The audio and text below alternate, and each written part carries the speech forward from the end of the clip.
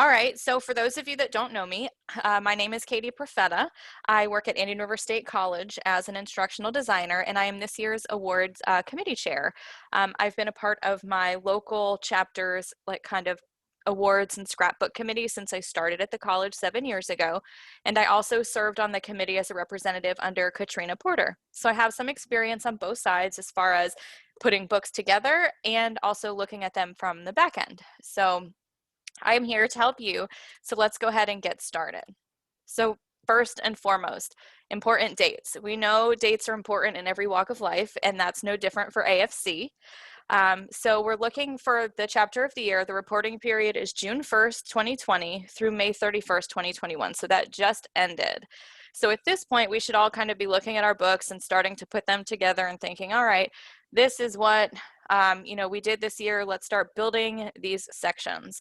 And the submission deadline is July 31st, 2021. That's the same as every year. We're not going to extend it this year. I know last year was a little bit crazy with COVID and everything, but I feel like we're all doing pretty well right now. But just an important note, this is the last year we're going to be accepting physical submissions. We are strongly encouraging you to submit electronically if possible, but we're not going to penalize you if you do send it in person. Kind of use this as a year to experiment. Use new programs, send it electronically. In the next couple slides, I'm going to go through some ways to help you do that, because I know, from judging these books, a lot of people send in binders and actual scrapbooks. And at IRSC, we've always sent a physical book. So last year was the first year we submitted electronically. We built our book the same way that we normally do with Adobe InDesign. We did send it to our print shop to be printed like usual, but we only kept that copy for our institution. And we submitted our book as a PDF. So I'll go into some more detail about that in just a couple slides. So some submission tips. All reports are judged on the basis of a point system. So when you look at that nomination form that's on the website, you'll see all the different sections, and it'll say, oh, this section has 30 points. That's the maximum number of points that you can earn for that section, and each description tells you how to earn those points. So keep that in mind as you're building your submission. And if you're not familiar with where the nomination form is on the website, once I finish this presentation, I'm going to share my desktop, and I'll show you where to find the nomination form on the website, and then a couple other kind of tips and tricks about where to find different types of proof, like the minutes for the board meetings, and how to actually find invoices as well, because those can be used in your books. So then utilize the Word document nomination form.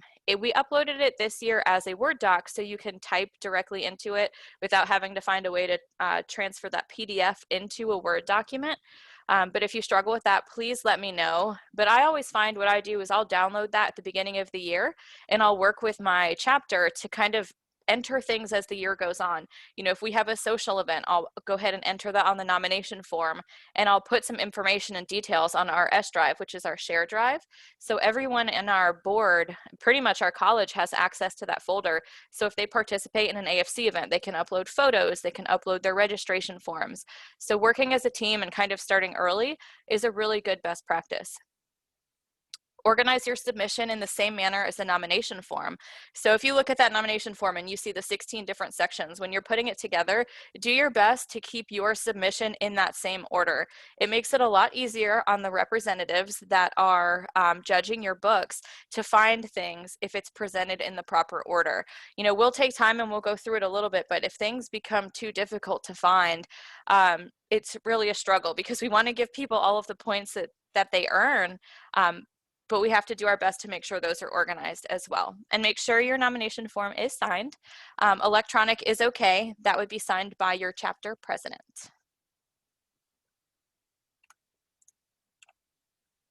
All right, so here are some programs that you can use to create an electronic submission.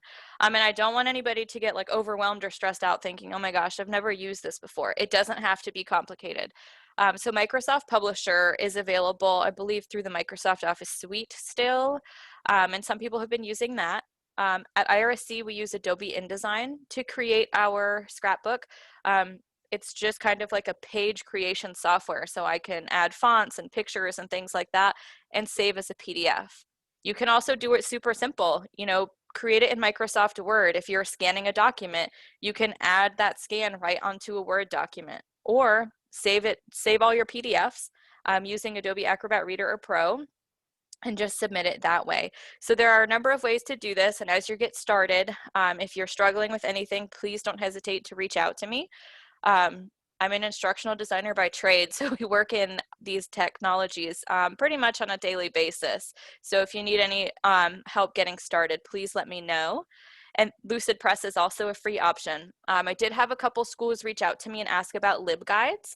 I believe as long as how you're submitting your product cannot be altered once it's submitted, it will be accepted. So I know with the LibGuides at IRSC, there is a date at the bottom of each of them that says when it was last updated.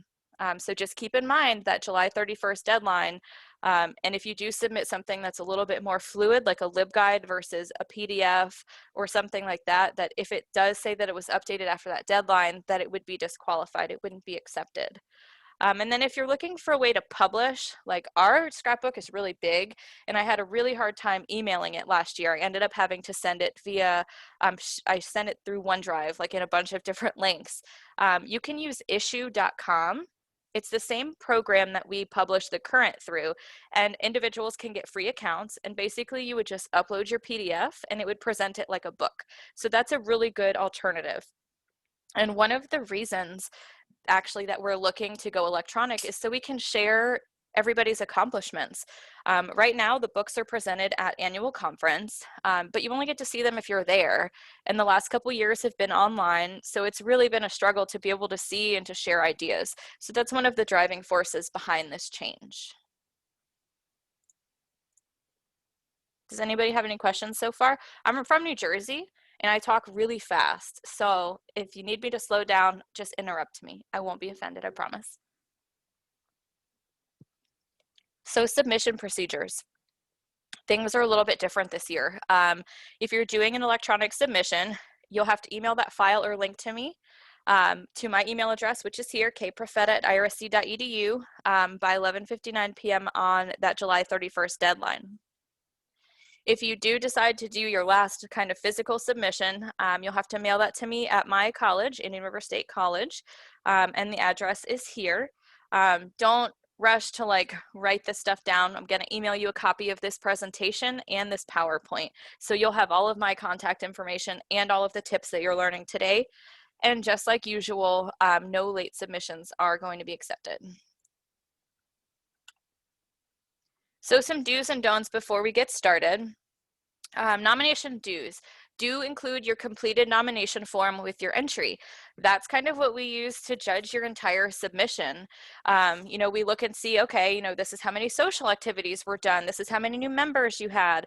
So it's the rubric that we use to score the submissions. If you're going to submit electronically, you don't have to submit that part on issuu.com. Like if you're publishing it to share, just make sure it does get sent with the email, so that way I have it and my committee has it as well. Include the year. Anytime you do anything with a date, include the year. And this is kind of just a best practice moving forward. You know, if maybe you're new to your scrapbook committee at your institution, when you start creating flyers or you post things on Facebook or on social media, include the date.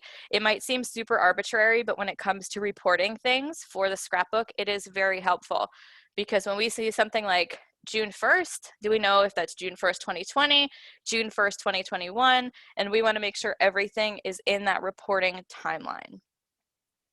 Include your total points for each section of the nomination form, even if it's 0. We want to make sure when we're judging that we're looking for everything that you've submitted. So even if there's nothing there, go ahead and put a 0. It makes it easier on both sides. And then highlight pertinent information. If we're looking for, you know, maybe attendance at a board meeting, go ahead and highlight that person's name that attended that board meeting on the minutes that you're submitting.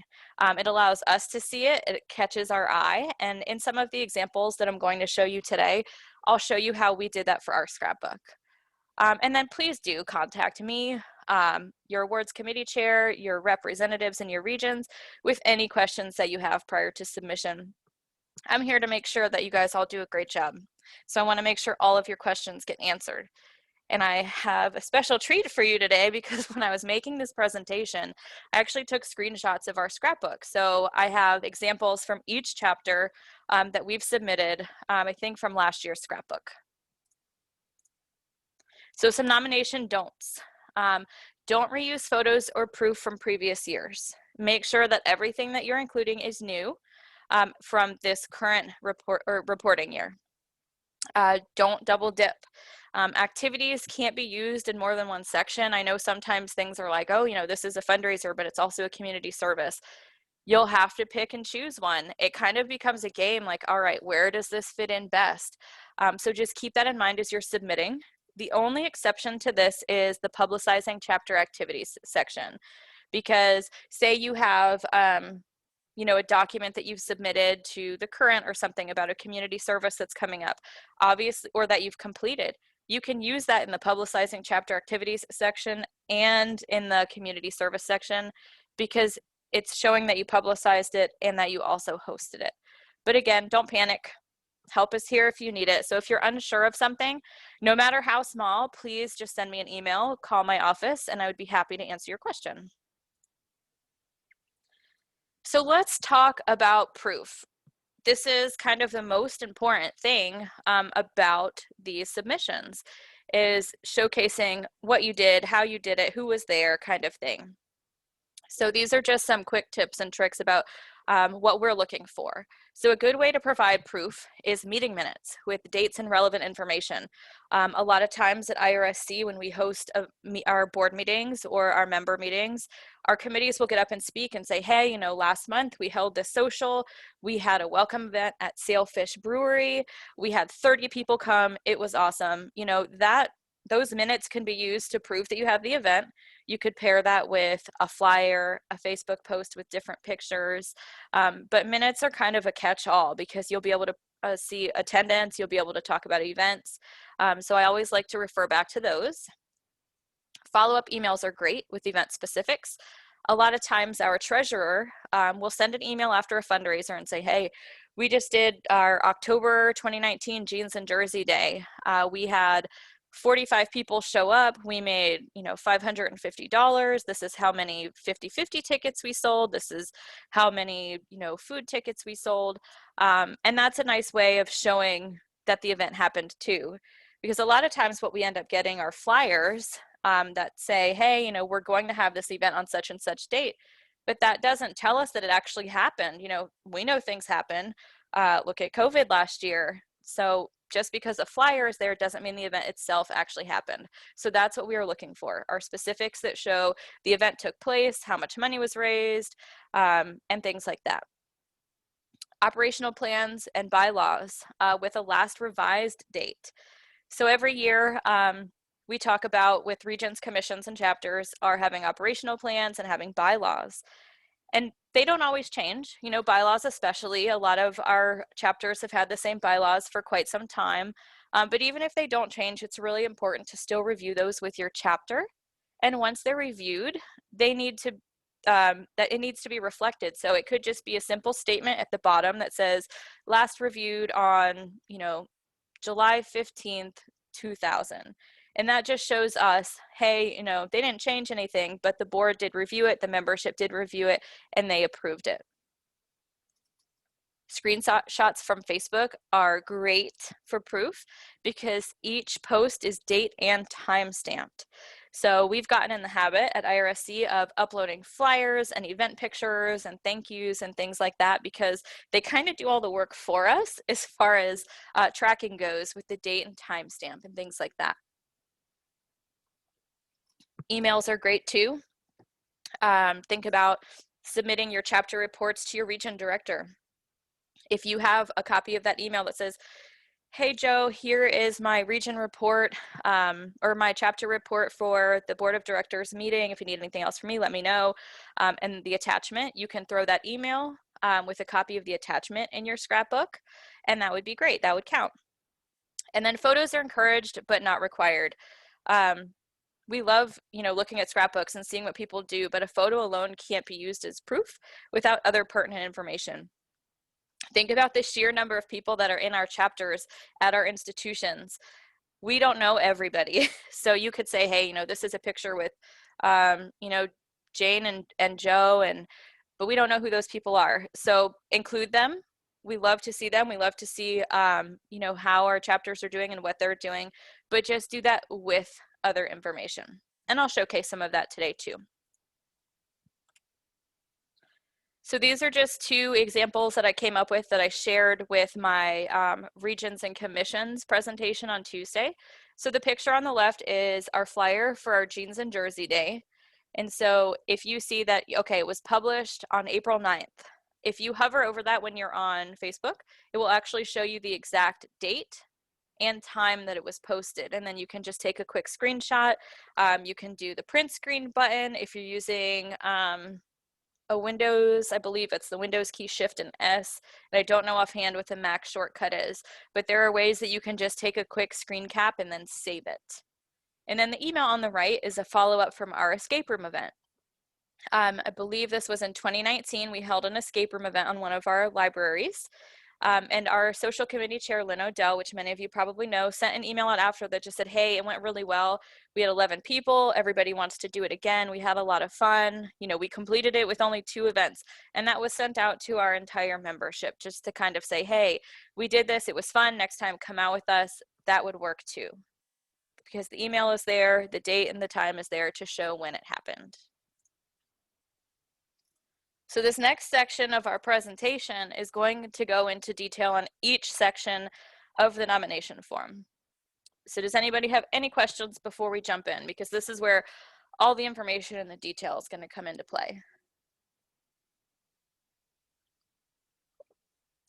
You guys are quiet today. Everybody must have just had lunch.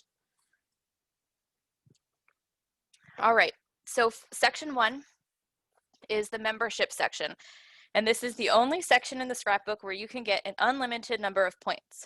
So what you're going to be reporting here is how many new members you have. You can get 1 point for a full-time member, a half a point for an adjunct or a part-time member, and a quarter of a point for a retiree. And there's also a bonus for retention. If you retain 90% or more of your members, you get 5 points. 75% to 89% is 2 points, and 74% or less is 0 points for retention.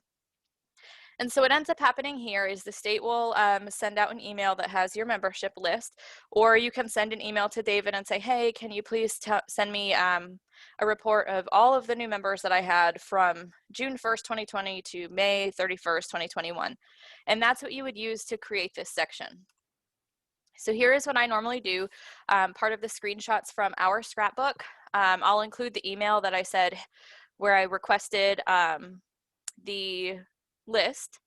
And the middle screenshot you see here is actually the list of new members that we had from June 1st through May 31st of last year. So I include name, email address, the date they joined, if they're a full-time, adjunct, part-timer, and then I include the total number of points that each person got in the right-hand column. And so that's just a really easy way to figure out how many points you had. And then on the right-hand side, we are looking at the membership retention calculation.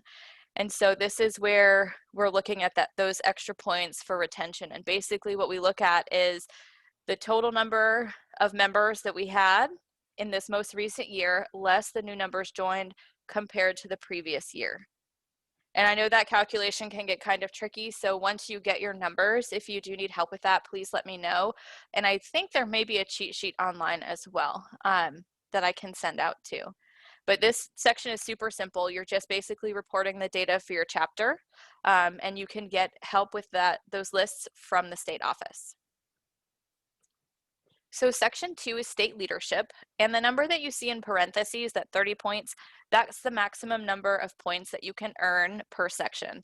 Now, I'm not telling you, like it says here, if you have a state officer or region officer, it's 5 points each. I'm not saying, okay, that means I can only list, that exact number.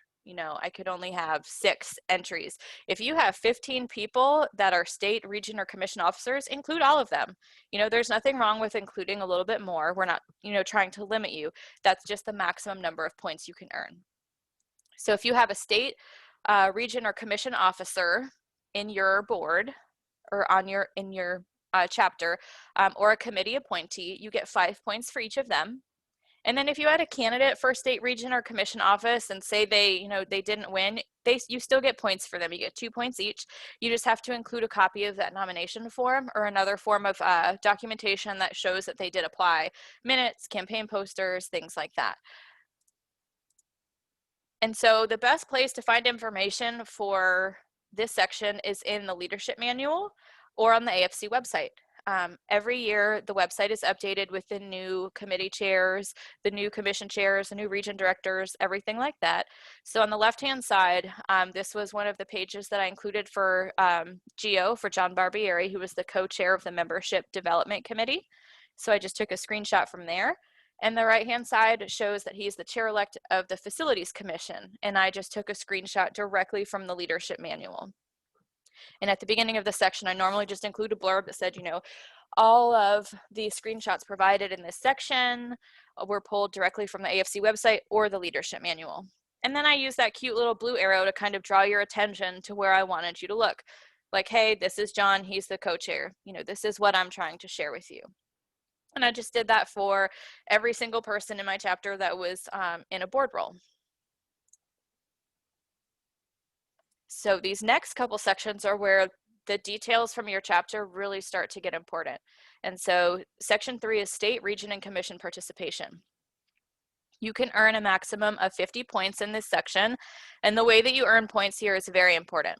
So this is where all of the leadership conferences, workshops, region conferences, and things like that come into play. So for the leadership conference, you can get 1 point per attendee, up to 5 points. Campus Safety Symposium, 1 point per attendee, maximum of 5 points. Annual Conference is 1 point per attendee, maximum of 10 points. Membership Development Workshop, 1 point per attendee with a maximum of 2 points. Submittal of the chapter activity report to the region director is 1 point each with a maximum of 4 points. So that would be sent to the region director prior to each board of directors meeting. So that's something that you would work with your chapter president on. Region conference, you can get 1 point each with a maximum of 5 points. Chapter presidents meetings, you get 1 point for each meeting, a maximum of 3 points. And then commission conferences, you get 1 point each with a maximum of 18 points, but you only get 1 point per commission. So this is the part where it gets a little tricky because we always partner. So Region 1, sometimes when they have their conference, say they partner with the Communications and Marketing Committee or CPEC, you could get your 5 points for having people attend that conference, but you could also get 1 point for that commission conference as well. So it's just 1 point each. You have to play around sometimes with the points because you can only get 1 point per commission. So if there is, an event that's held only by one commission, it's not partnered with a region meeting, you would only get 1 point for that meeting, even if 5 people attended. So just keep in mind that when we're looking at all of these meetings, you only get 1 point per commission. And so the easiest way that you can document this section is with invoices. You can do emails and things like that. So on the left-hand side, you see a copy. This was from the annual meeting last year. So this is just one of a number of pages because I included an invoice from each person and also an email from Eileen that said, hey, you have paid for all of these people. You're good to go. So I included a picture from the event as well, just, because we wanted it to look pretty. But there is actually an easy way that you can get your individual members to send you their invoices. And I will show you that on the website too. It's a little trick that I learned a couple years back. And the image on the right-hand side, it just shows our chapter report being sent to our region director. It was an email from Rochelle that showed that she had sent the email with the report to Brenda before the January meeting. And that's all we needed for that section, for the chapter report to the region director.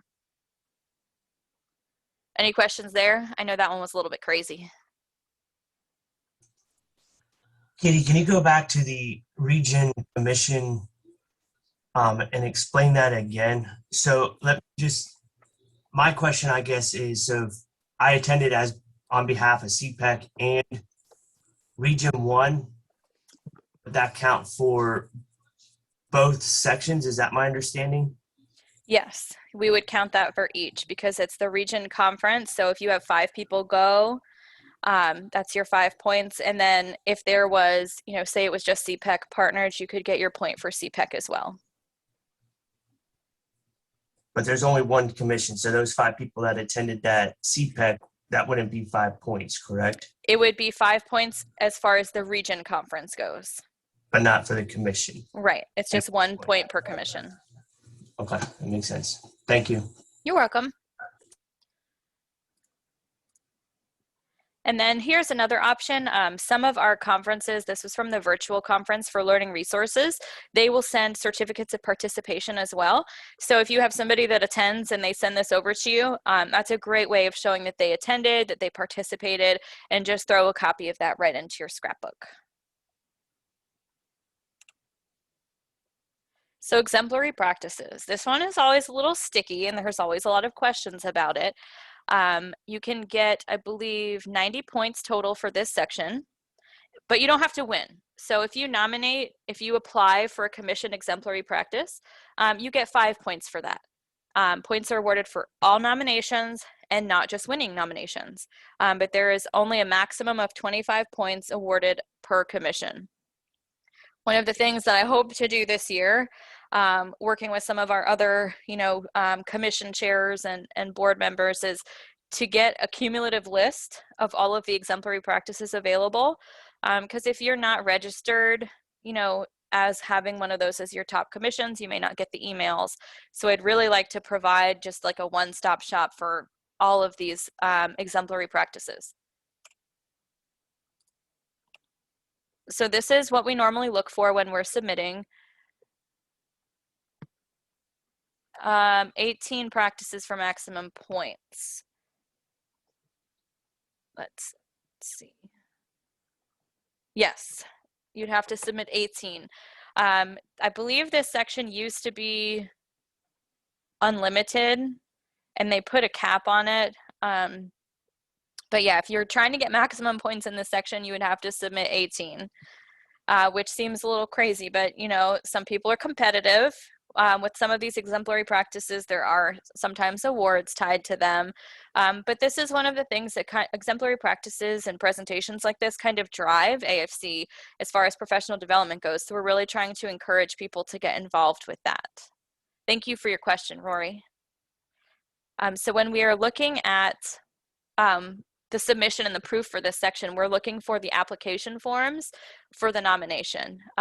So right here, you can see an example of one of the nomination forms. There was actually like 8 more pages included with it, but I didn't want to like clutter up the screen by including all of those. So we're looking for the actual nomination form. And then anything else you'd like to include, please feel free.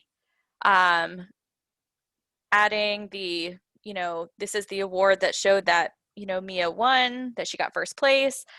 We also have people that will include pictures and things like that. Don't get discouraged. Everybody, I feel like, sometimes is in the same boat with this section, so don't get discouraged. And this is kind of the biggest question, is the Communications and Marketing Commission. So I had to do a little bit of research. And when it comes to commissions, to get points for an exemplary practice, you have to provide a number of things, including the criteria for that exemplary practice. There has to be a presentation within the year. You have to show, I believe there's 2 other things to get full credit for an exemplary practice. So for commission exemplary practice, for CMC, they have a category specifically for that you would apply for, because this is the only category that actually has a presentation at AFC's annual conference.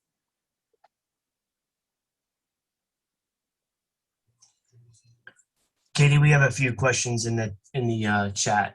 Sure. All right, let me go through them one at a time. Are we looking at 5 points per submission for the exemplary practice, Charity?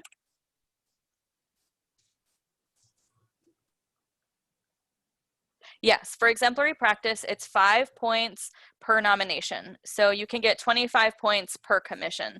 So say that you have a ton of people that are applying for CPEC's exemplary practice, you could accept 5 nominations for that particular commission. And the easiest way to find out which exemplary practices were submitted, Joan, This is kind of the biggest hurdle when it comes to chapters and things like that. Like we struggle with it at IRSC too. It's just making sure that you communicate with your chapter. I believe that the forms have to be signed, but let me check and see. I don't know if they have to be signed by the chapter president or if it's by their supervisor. But the easiest thing to do, what we try and do at IRSC, is just communicate. Hey, if you're applying for something, please let us know. Throw it in this shared drive, because there's not really like a catch-all that lists everywhere and everyone that was submitted. Yes, the total available is 90. We're just capping each commission at 25 points. So it's not going to be, you know, the 17 commissions times 25. There is a section cap, and we're just trying to make sure that people are doing things in a variety of commissions, if that makes sense. I think that was all the questions in the chat, but please keep the questions coming. If you have anything else as we continue on, I'm happy to answer them.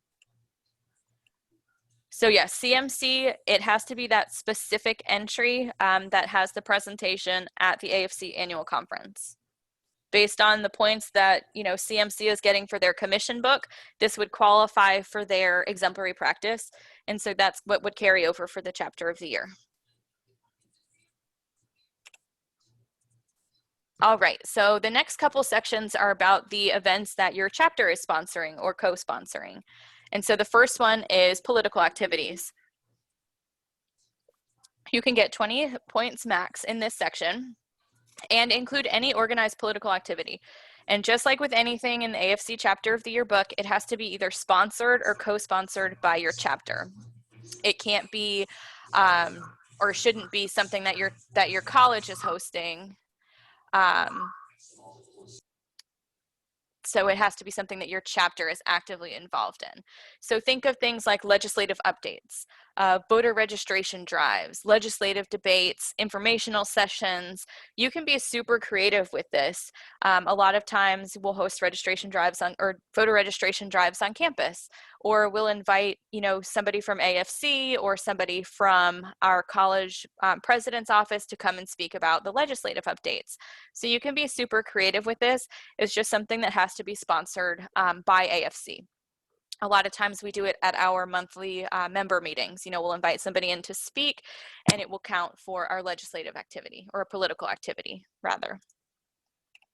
So here's an example of one of our section pages for our voter registration day. There is our flyer. There's a picture from our table, and there's an email that came out from Rochelle as well. And I see a few people are joining us late.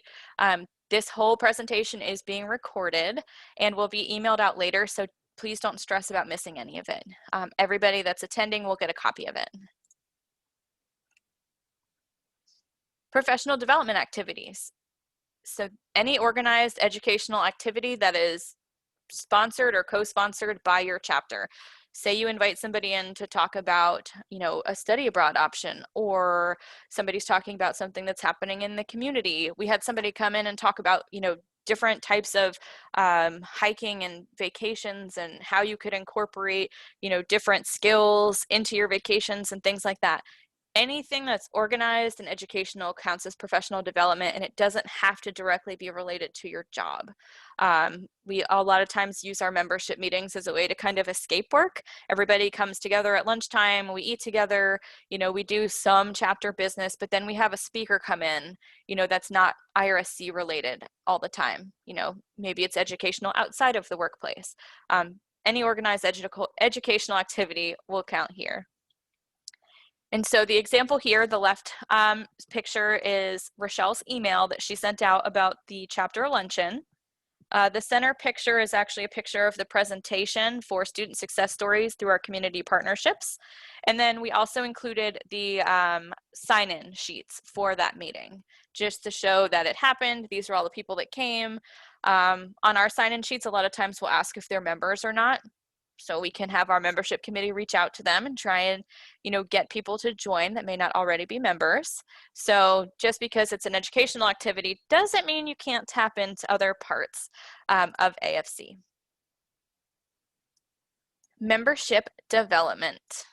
Any organized membership development activity will get you 5 points each for a maximum of 20 points. It could be something like a membership drive where you have a table set up in your union, where you're maybe trying to get faculty or staff to come by your table and sign up. We sometimes do these in conjunction with like benefits fairs. If you have a chapter membership committee, those meetings count for membership development activities. You can include the minutes and even a welcome email. I work with our local our IRSC Human Resources Department to get our board packets. And so anytime a board packet comes out, it lists all of the new appointments. So I get to see all of the new hires, full-time, part-time, adjunct. And what I do is I send a welcome email to them and say, hey, welcome to IRSC. I just wanted to touch base with you and congratulate you on your new appointment. And then I give them some background on AFC and how they can get involved, because we all know what happens when you're new, whether it's new to a job, new to a city. It's sometimes hard to get to know people. And at our AFC chapter, we do socials, we do fundraisers, we do community service. So we try and really have something for everybody. And I try and convey that in that email. So even if they don't join, it's kind of in the back of their head, like, hey, AFC is a thing. There's a chapter here, and maybe they'll see something on campus and then later decide to join. But it's kind of a nice way to reach out to your new employees and just kind of plant that seed about what AFC is. And so here's just one of the emails that I send out. It lists all of the new appointees that were in June of last year. I congratulated them, I tell them what kind of events we sponsor, and I even give them a link to our website and to our Facebook page so they can take a look themselves. And in that email, I attach a copy of the membership form. And then within our board too, we have people from most of the campus, and we'll let them know, like, hey, I saw you have a new person in your department. I sent them this email. If they have any questions about AFC, like, could you follow up with them? Because it's a group effort. Somebody in my department that if I get a new employee, heck yeah, I'm going to talk to them about AFC. But I don't always know people all across campus. So we really have to partner up to drive that membership development. Community service activities. So it's any organized community service activity. You can participate in state-sponsored events as well. So you can get 28 points total. Yes, Mildred, an email like that would count as a membership development activity because you are driving up, or you're driving that membership. It's basically like an electronic membership drive. Thank you for your question. Organized community service activities get you 5 points each, and then participation in those state-sponsored service events are 2 points each. So think about when we go to annual conference and we have those service projects. Make sure that you get that documented so you can add that to your book. So a lot of times with our chapter, we try and do one community service activity every month, whether it's cleaning up the road we adopted or going to an animal shelter and helping there.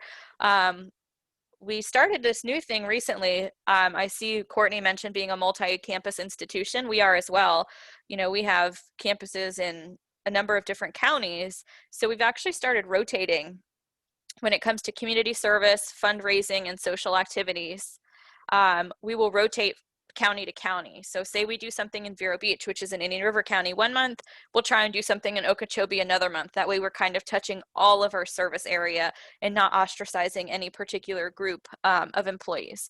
So it's 5 points, stating you sent them throughout the year with a copy of proof. Each one would be 5 points because each one is its own. It's not just like one. If you do a membership drive in person, that would count as 5 points. If you send out a welcome email in June, that's another 5 points because you're taking action. But you can still only max out at 20 points.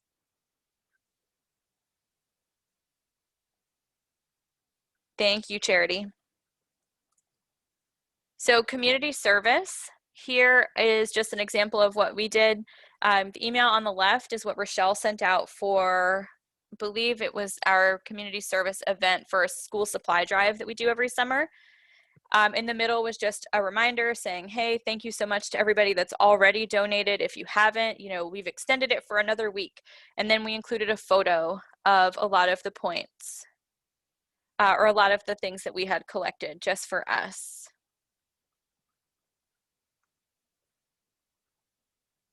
Membership is 20 points. 28 points was for community service. Social activities by chapter, 20 points for this section. You can get 5 points per event, and it's any organized social activity for chapter members or new members, and it's anything that's sponsored or co-sponsored by your chapter. So we do welcome back events at local breweries. We've done escape rooms. Over the summer, we do something called River on the River because IRSC, our sports mascot is the river. And so we'll all go paddleboarding or kayaking or canoeing together. And just like with our community service events, we try and do one thing every month, depending on the time of the year. Will depend on if it's inside or outside because it gets super warm. We do things called lunchtime hikes, where sometimes people will meet up at a local park during lunchtime and take like a quick 20-minute hike and then eat lunch together. There are tons of options. It doesn't have to be anything even outside of the workday. We've done campus walks before where people meet up at lunchtime and they just walk around the campus and exercise and socialize. So don't be discouraged if you think, oh my gosh, we're a tiny school or it's hard to get people to go out after work. Do something during the day. Have a luncheon, get together and play games. You can be super creative. You don't have to go crazy with that one. So here is our welcome back social. The email on the left was just welcoming everybody back, and it had a copy of the flyer. The email in the middle shows Lynn saying, hey, I wanted to let you know I posted the pictures in the drive. We had 30 people attend. Have a great day. And then the image on the right is from our Facebook page, and it shows that I posted that group of photos, and it was like on August 23rd, 2019. The social committee hosted our annual Welcome Bash party at Sailfish, included a bunch of pictures, included our banner, and that's how we documented that event. And that was just one of the social activities that we did. But you can get creative with it. Like I said, doesn't have to be anything after work. It could be during the day too. So section 10, fundraising activities by chapter are 30 points. Anything you organize will be 5 points each, but the funds raised should directly benefit your chapter. If you do a fundraiser for, say, Relay for Life or the American Heart Association, those would be considered community service activities because they're not benefiting your chapter. And then if you donate to the silent auction for the AFC Foundation, you can get 5 points for each of those, but you have to include a donation request form. So if you donate an item, that form that you fill out to say, this is what I'm donating, this is who's donating it, that needs to be included in your book. So here's an example of one of our fundraisers, Jeans and Jersey Day, like I was talking about. Every year, I think it's every month now, we do a Jeans and Jersey Day where you can pay $5 and get to wear jeans to work, which who doesn't want to do that? And with your favorite jersey. And so sometimes we'll even partner that with a barbecue. So the email on the left was the invitation. And then on the right-hand side, you see my email to our treasurer asking if she could provide, all of the figures for what we raised during that last reporting year.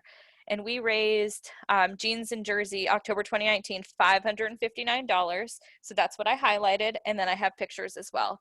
And yes, Twitter snaps work. You can use any type of social media that includes, the date, the time, the picture. We're not limiting it just to Facebook. This just happens to be what I always use. If a current membership converts into a retiree membership, would that count as a new member? Yes, because it's a new type of membership. And that's what I've been told when we've had people come to our institution from other FCS institutions. Is that it's counting as a new member for us. It'd be a new retiree for you. No problem. All right, moving on to scholarship programs. So this one you can only get 5 points total. To get points in this section, you must provide an AFC chapter scholarship program and provide the criteria and documentation of scholarship awards or a copy of the announcement from the building or the building of a scholarship program. If you don't have one yet, you can still earn points in this section by trying to start a fundraising program to build one. So we give out a scholarship every year. So what I include in this section is a copy of the bylaws that show the criteria to obtain that scholarship, a copy of the program, and then usually a photo of one of the winners. Say we didn't have one, you could include some documentation of, say, working with your foundation to start one or to start a fundraising campaign.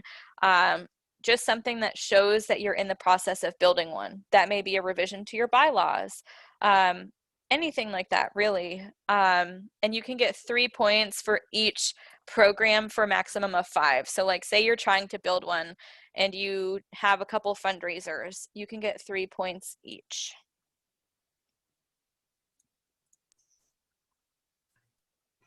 Katie, just for clarification, it says an established scholarship program with criteria and documentation of awards. We have one that was set up years ago. It's like a recurring one. Does that? Yes. Yep. Every year. Okay. Yep.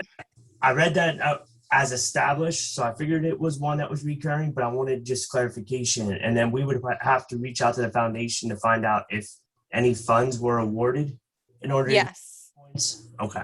Yep. And just like Rory said, you could use a letter from your foundation that says, oh, there's this much money in here, or this much money came in, or we awarded one scholarship and it was to this student. All of that would count as proof for your established scholarship program, as long as you include the criteria for it. Like, oh, it has to be, a current employee or a child of an employee, and they have to be, full-time or part-time. And I believe in most instances, that kind of thing is either going to be listed with your foundation or within your chapter bylaws. And I can show you an example of that on the next slide. Perfect. Thank you. So here's what I normally include for the scholarship program is I'll include a copy of our bylaws. And you can see here in Article 10, the scholarship criteria, and it talks about, eligible AFC recipients must be in good standing. They have to have currently paid dues. They have to be, either that AFC member themselves or a dependent. And it goes into specifics about who is eligible and what they have to do in order to qualify. And here you can see our bylaws were reviewed. And on the right-hand side, we didn't have, because of COVID last year, an award ceremony. So we did include one of the letters that was congratulating the student on obtaining the scholarship. And I see a question. If we have more than one scholarship and we are raising money for the chapter, does the literature need to state specifically which of them, or just a scholarship in general? Charity, I think if you have 2 scholarships for AFC, you could include either of them in there, because you're only going to end up getting points for one of them. So as long as the literature that you're providing us talks about the criteria and does mention that it's an AFC scholarship, that would be fine. Or yeah, you could say that, 2 scholarships, you could include information for both of them. But as long as there's something that does show that it is an AFC chapter scholarship program, you'll be fine. Social media, you can get 30 points for this section. Easiest way to document this is to provide a screenshot that is current and up to date.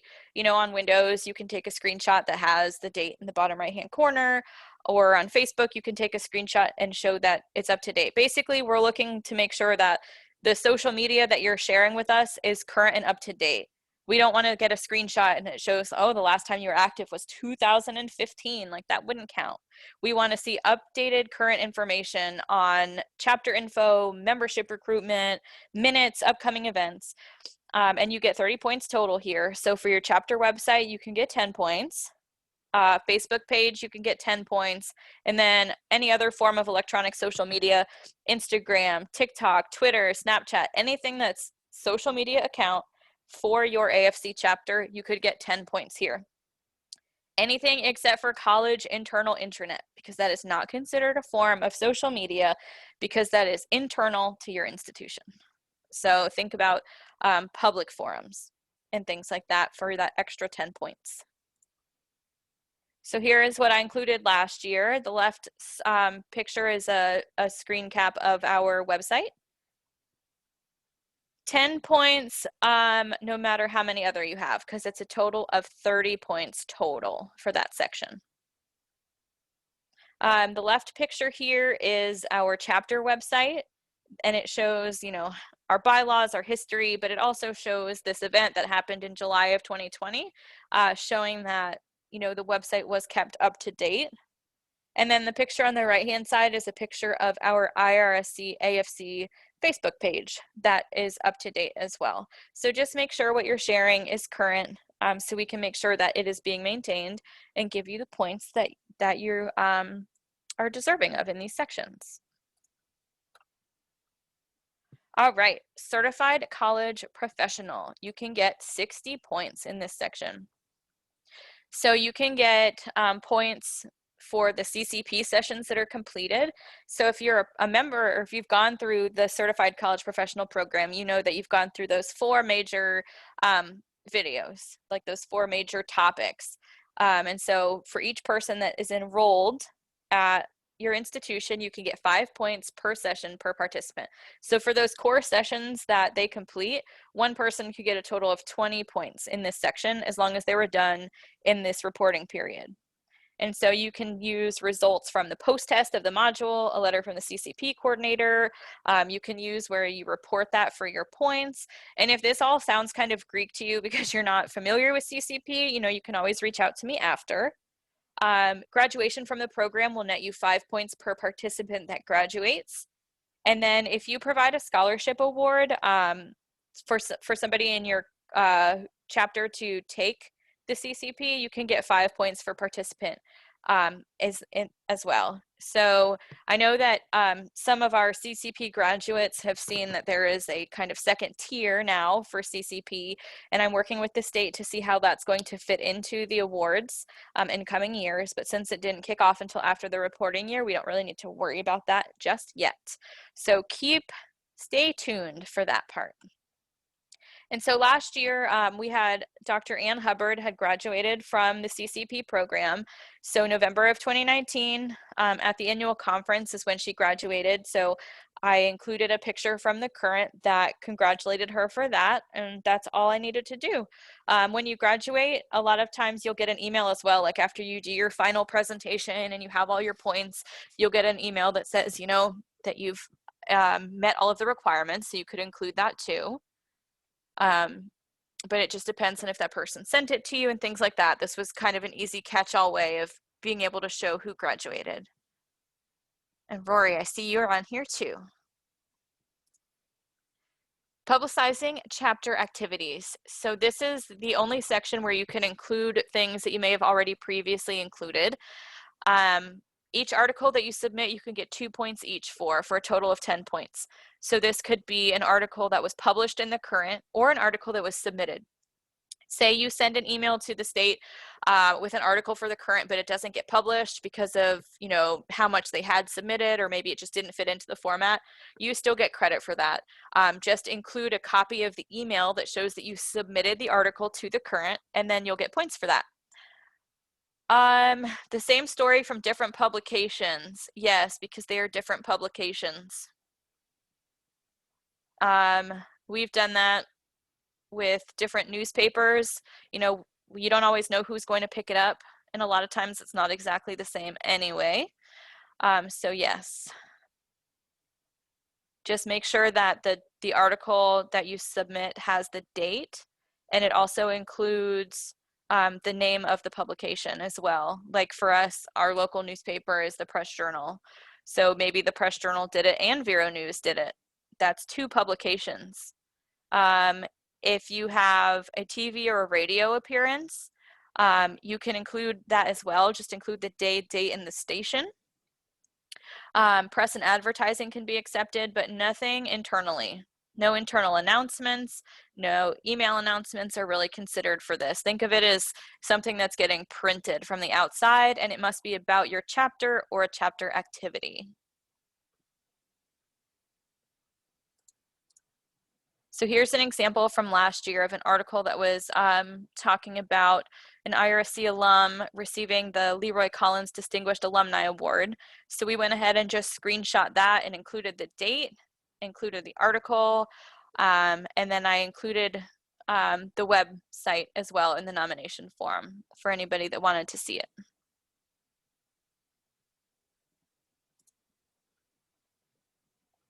Chapter organization, last two sections.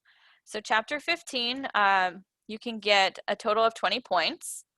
So to get the 5 points, you'll submit a copy of your bylaws showing that they were reviewed or revised within that last year.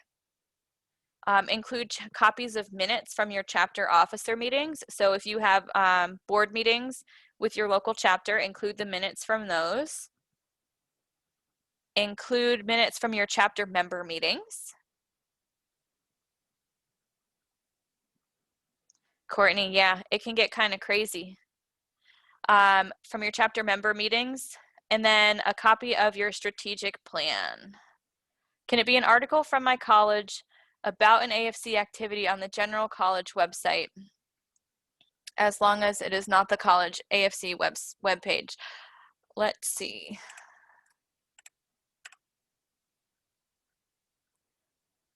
I would say because that's not internal charity, that would count.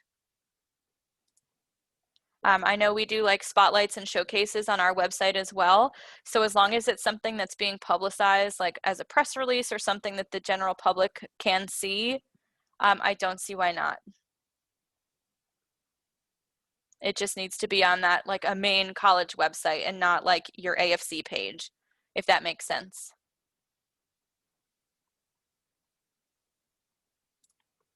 So here's an example of what we submitted. On the left-hand side, you can see a copy of the chapter membership meeting minutes. And on the right-hand side is our strategic plan with a reviewed and approved day highlighted. And Courtney, I don't want you to get discouraged by like how long or crazy this seems. If this is new to you or to your chapter, my suggestion would be to come up with a committee, like a scrapbook committee or awards committee. I believe we have 5 or 6 people on ours, and what we end up doing a lot of times is we divide and conquer. You know, we each work to put together different sections of this nomination form, and our entire chapter kind of works together. Like they know, okay, you know, chapter of the year is coming up. They're probably going to be asking me for things, and that's kind of why we start organizing things throughout the year. Yes, 2 ladies that are on the call here, Carrie and Mildred, are a part of that that team that you mentioned at our college. It's the best way to do it, honestly. It is. It is. It definitely is. I definitely agree with you there. Definitely. I was making a joke. I was just trying to make a joke. Yeah, no, I get it. I get it. Joan, the CCP points, it's the 4 core courses. Yes, it's those sessions that AFC offers to get those 20 points per person. And they were listed on that slide, the names of those core courses.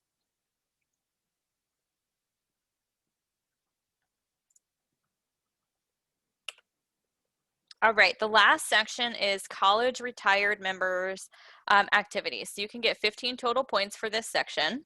So the first part is a college retired members contact list.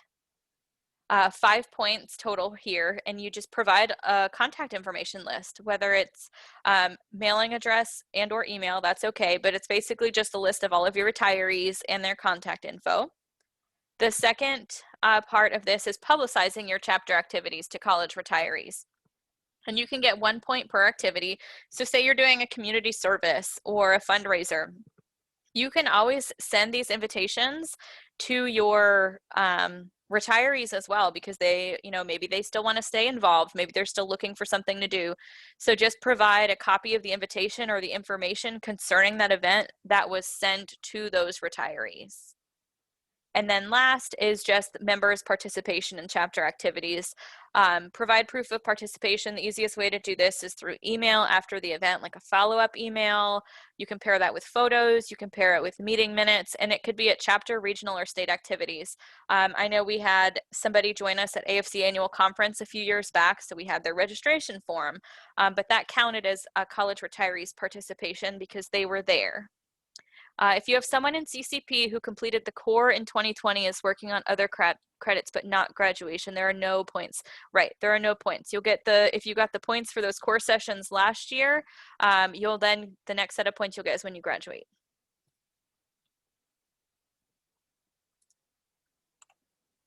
And here's an example of our college retired members activities.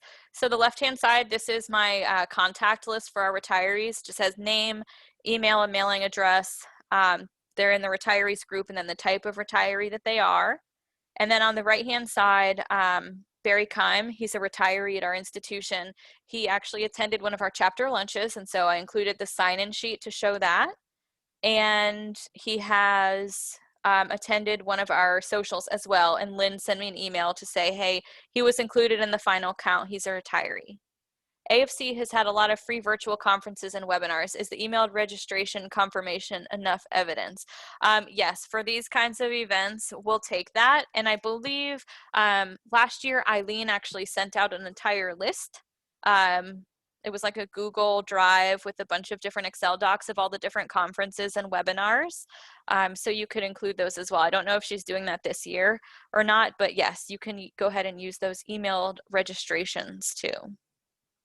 And when you're putting your books together, if you have any questions, send me an email. Awesome. Thank you, Rory. So Eileen will be working on those. Any questions? Keep them coming. I reserved 2 hours for this for a reason. I'm not going to keep you here the whole time, but I will stay just as long as you guys have questions. Joan, I think she sent them to all the chapter presidents last year.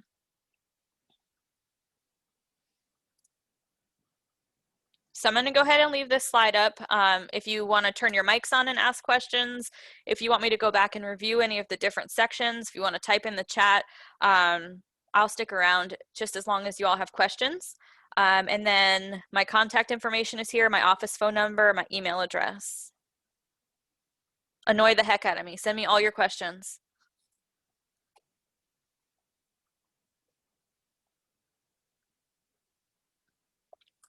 But if you don't have any questions and you have somewhere to be, thank you so much for coming. I would hope to, I want to do this more often for you guys, because I know it was super helpful for me when I was just getting started. No problem. Go back to the slide about attendance. Yes, give me 1 second. I was the first section. Was it the first section? Membership or the attendance at the conferences? It was way back in the beginning. This one, the participation? Yeah, that one. So some of the AFC virtual meetings were not necessarily conferences. And I think they fell under more like a professional development. So last year we just listed them, but we didn't put them into one of the categories there. Do you know how we're handling that this year? Once we get those lists from Eileen? I would have to look at those lists personally just to see where they fit, because I know, we have been doing a lot more stuff virtually. So I don't want to make a comment on it here until I look at them and I know. But what I can do is when I send out, other information about, this recording and things like that, I can clarify just exactly how we're going to do that. Thank you. No problem. How long before we receive the slideshow? As soon as I'm done and I finish recording this, I'll send the presentation to Eileen and she should be able to get that sent out to you within the next couple days. Can we also share this? Yeah, I share it with whoever you need to.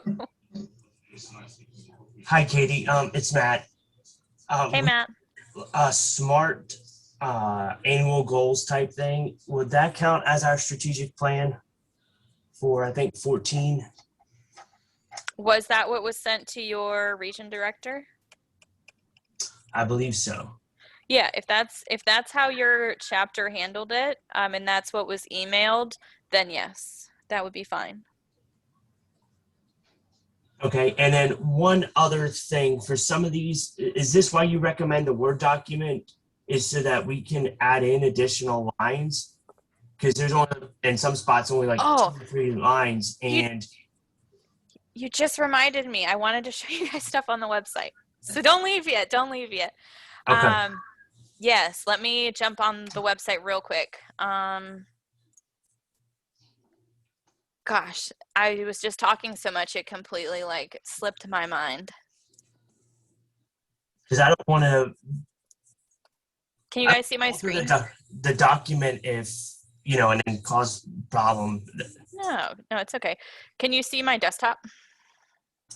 Yes. Okay. So, AFC page. So if you guys go to the AFC homepage, and I can't see the chat anymore, so if anybody has questions, turn on your mic. To get to the Word doc nomination forms, you just go to the main AFC website, and then you click on this recognition button.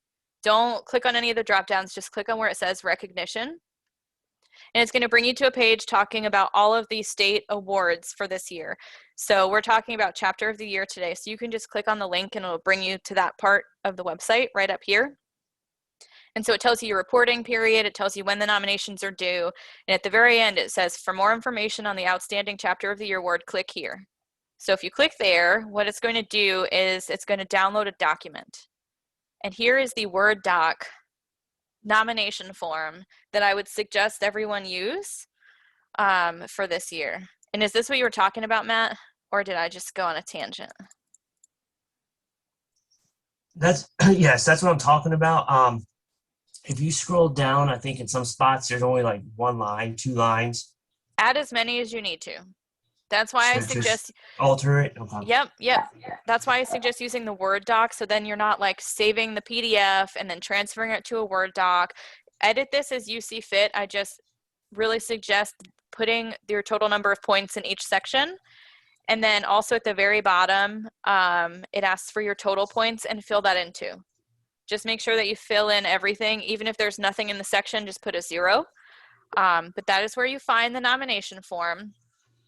And then 2 more tricks. So one of the things that we ask for is the reports that go to your region director, that go to the board. And sometimes you may need the minutes and things from there. So if you log in to the AFC website,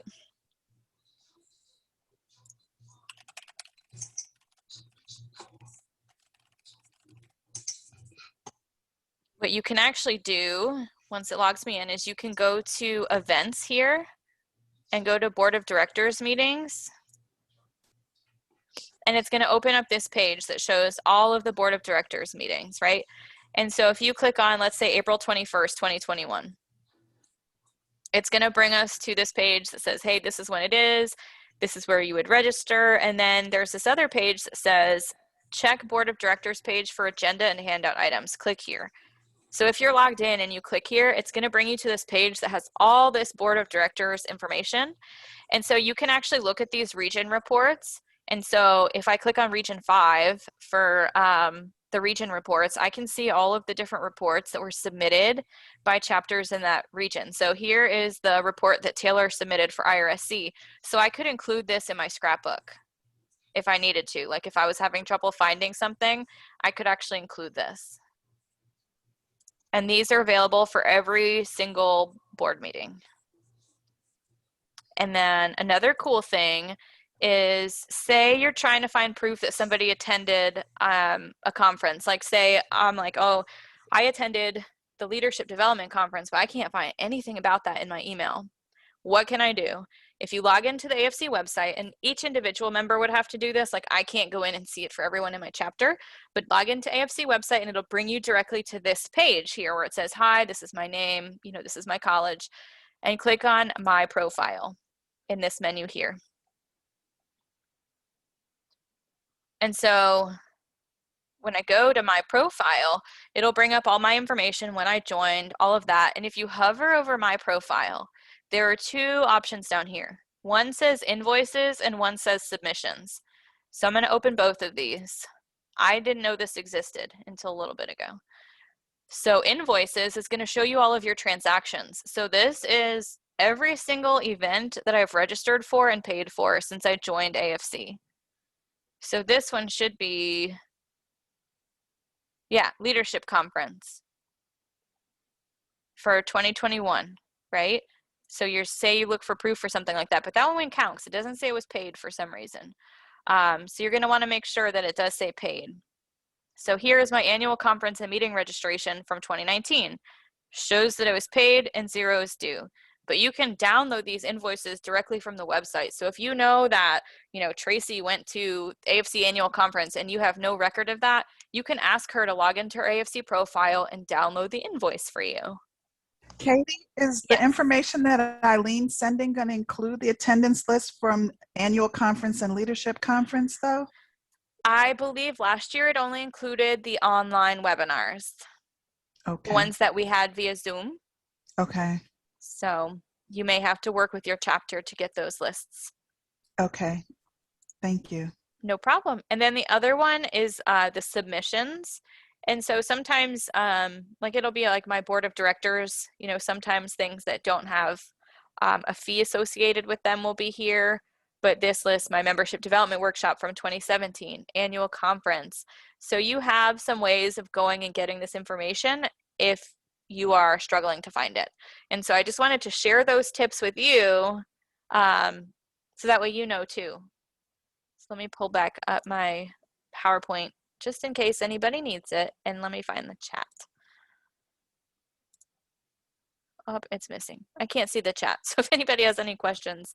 Sorry, Katie, please. one more question. Sure. The information that you're saying that Eileen sent out last year for the webinars, was that last year like at chapter book time or like end of year? Because I don't think we got anything. I think it was because last year everything got pushed back until the end of Yeah. August. I think she sent that out in July. Okay. All right. Thank you. No problem. And marketing, I see your questions here. So I think Mildred, you had come in like right after I had talked about that and I saw your question in the survey. So I had to go back and look. Let me find exemplary practice. So I had to go back and look. When it comes to commissions getting credit for an exemplary practice, there are a couple things that they are looking for in that book. And it's looking for like the criteria and having people apply for it and then a presentation happening. And for the marketing and communications commission awards, the only one that does a presentation is the actual exemplary practice entry, which last year was category number 37. So the rest of them, you just submit it and it's judged. But when it comes to exemplary practice, we're looking to see, what did you do? We're looking for the data. We're looking to see what improved and how other commissions and chapters can do that as well. So this is the only one that really fits that criteria because they're doing a presentation, they're showing, what they did as far as like overall campaigns and things like that. And it fits kind of the boxes in their commission award book. So if we went in and looked at, I think I have some of this stuff downloaded too. Give me one sec. I've been working on this for a couple days. Where's my website?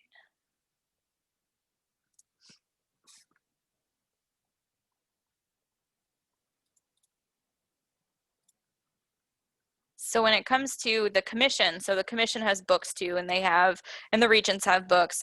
For them to get credit for the exemplary practice, to get full credit for it, they have to award it. There has to be a presentation between their reporting period, and there has to be criteria and procedures. And so all of those other awards would kind of fall under non-exemplary practice because there's no presentations associated with them. Did that answer your question, Mildred and Joan?